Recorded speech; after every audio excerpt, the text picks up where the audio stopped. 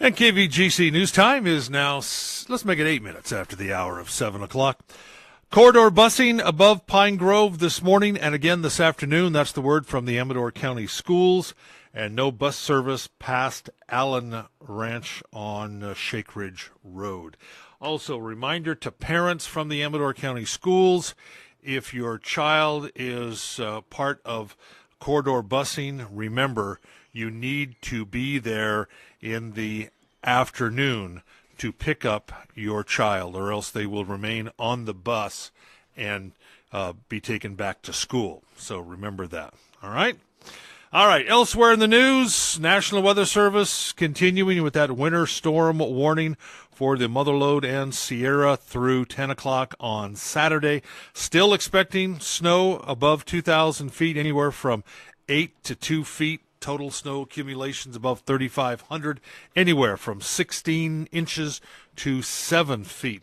Very gusty winds being reported this morning throughout the region, from Stockton all the way up to the Sierras. In fact, Sierra's expecting up to 65-mile-an-hour winds.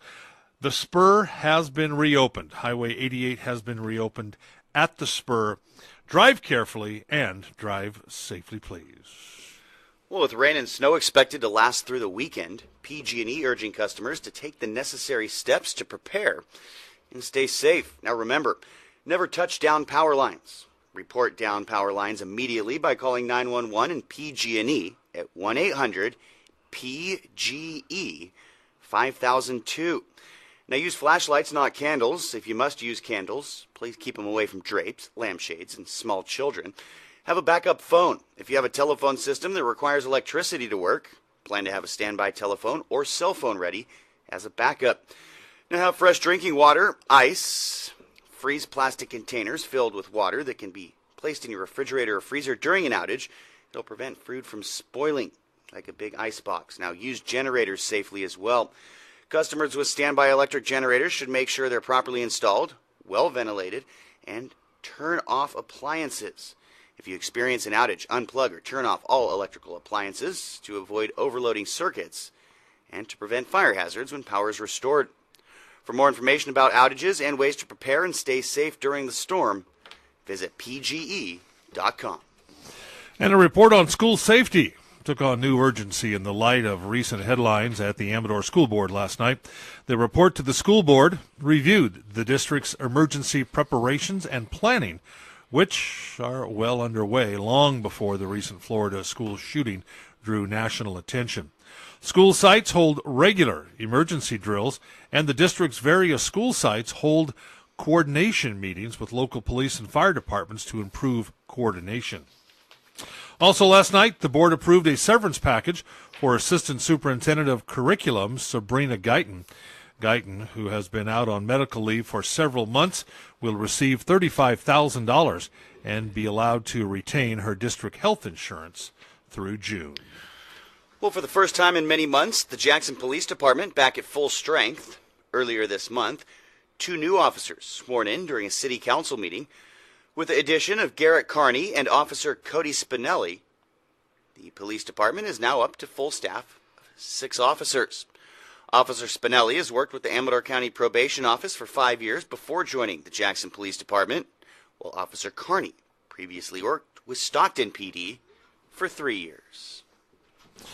And based on forecasts for the incoming winter weather conditions, basically could be the biggest snowstorm of the season, Calaveras transit officials have recently canceled some routes and may suspend others for public safety reasons, I should say.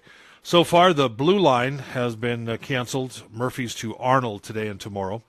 And it looks like the Purple Line, which is San Andreas to Railroad Flat, the Green Line from San Andreas to West Point, and the Red Line from Angels to Columbia College may also be canceled later today.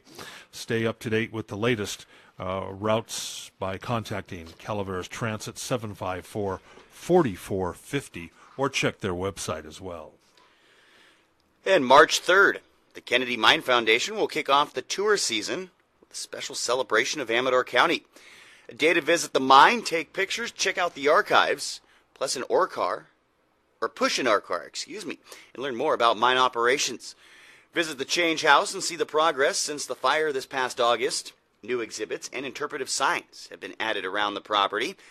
There's no admission charge for Amador County residents and guests. The day begins with a pancake breakfast at 8:30. Buildings and grounds open at 9. There will be led walks with talks and tours. Enjoy all or part of the 2.3-mile walking trail. Now, barbecue lunch will be available starting at 11:30.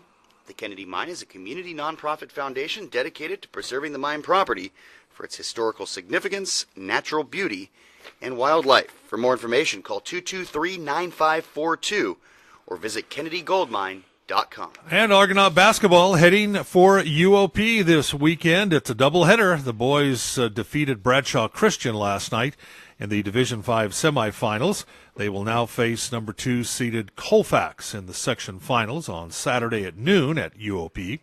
The Argonaut girls will also play Colfax in the Division 5 section finals at 10 a.m. on Saturday, also at UOP. And that's a look at local news on a Gold Country Thursday morning from the KVGC News Center. I'm JD. And I'm Jim Geedy reporting.